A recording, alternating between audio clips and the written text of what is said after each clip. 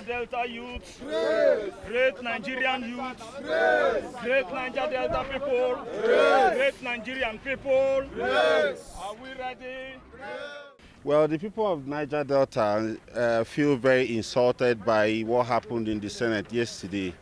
We feel that the senator representing somewhere in Kogi acted inappropriately, being that she was allocated a seat and she refused to go to her seat.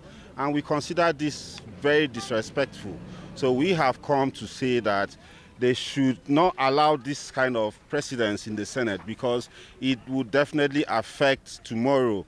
We want Nigerians to understand that there's law and order in everything. The Senate has its standing rules and orders, and this should be respected. If by change of sitting arrangement, Senator Natasha was asked to take another seat, then she should have simply respected this position of the arrangement of the sitting in the National Assembly, not to have become insolent, because that was quite very bad. Okay, when you talk about she not agreeing to sit where she was allocated to, what really came to your mind? Well, what immediately came to my mind was that she was just trying to be disrespectful.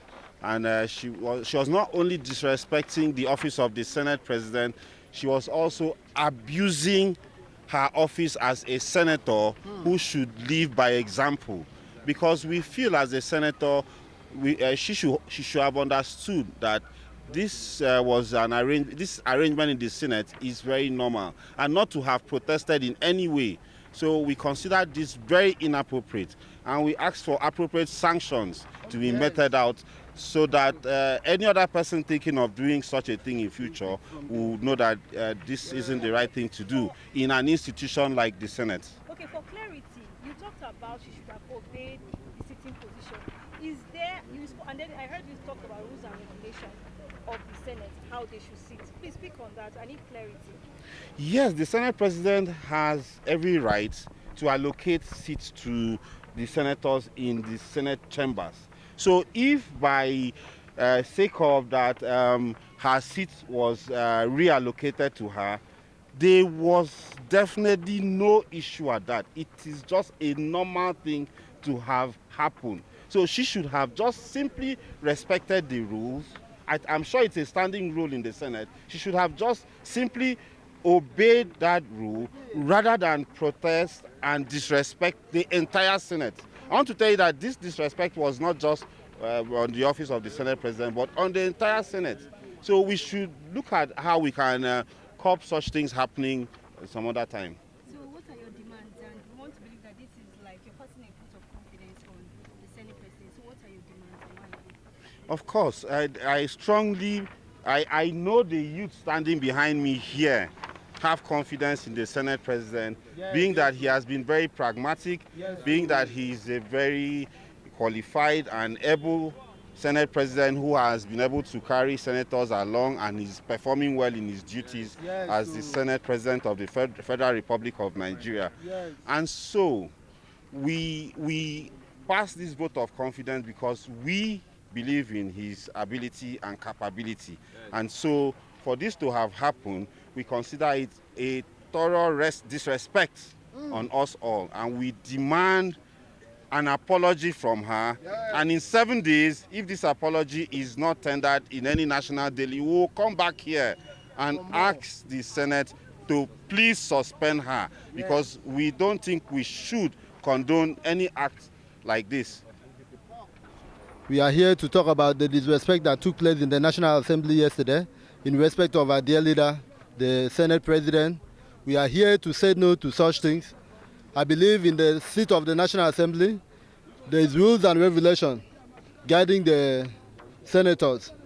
And we know very well that Senator Natasha disrespected our leader yesterday, and she owes not just the Senate President an apology, she owes the Niger Delta youth apology, she owes the Nigerian youth an apology, and she, as a senator of the Federal Republic of Nigeria, she had to show respect to the Nigerian youth. because we, the upcoming, we are learning from them. So if we watch them disrespecting the leaders, if we watch them disrespecting themselves, what is the example that we are going to take home of? So today, we, the Niger Delta youth, we are here to say no to such things. We are here to say no to disrespect to our leader. We are here to say no to a better Nigeria, a better National Assembly, and a better leaders in return. You have a demand that I see that is on some of the placards. What are your demands? The demands from the Niger Delta youth is, number one, Senator Natasha should be suspended. Yes. Senator Natasha owes a public apology to not just the Senate President, but to the entire Nigerian as a whole. That is our demands. Yes. We are here to say no to disrespected leaders in the National Assembly. Ever since the 8th Senate resumed, we've been watching a lot of disrespect from the senators to the Senate President. And we, the people of Niger Delta, today we are here to say no to such acts. So today, the Niger Delta youth, we call on Senator Natasha to immediately apologize to the Senate President and the Nigerian youth at large. That is our demand.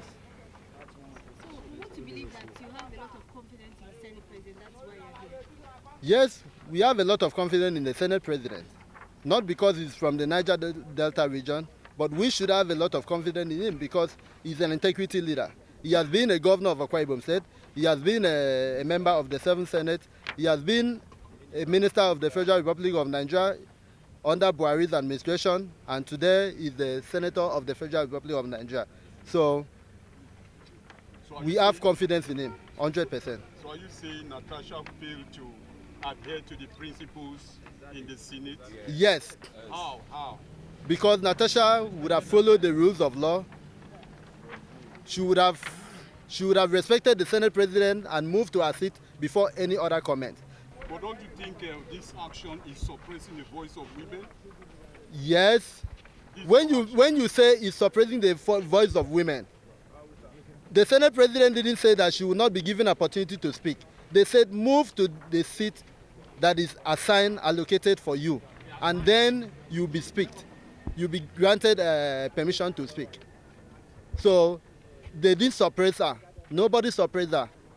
She's a member of the Nigerian Senate, so she has fully right to speak. I mean, there are other women there, so in a situation where she fails or they refuse to grant her access to speak, I believe that other women will protest as well. So nobody suppressed her.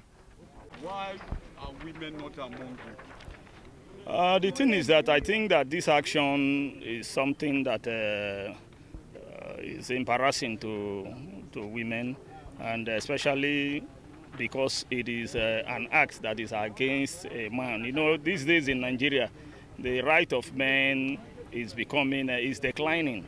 And so as men, we think that we should take the lead. Perhaps tomorrow the women can come. Respect for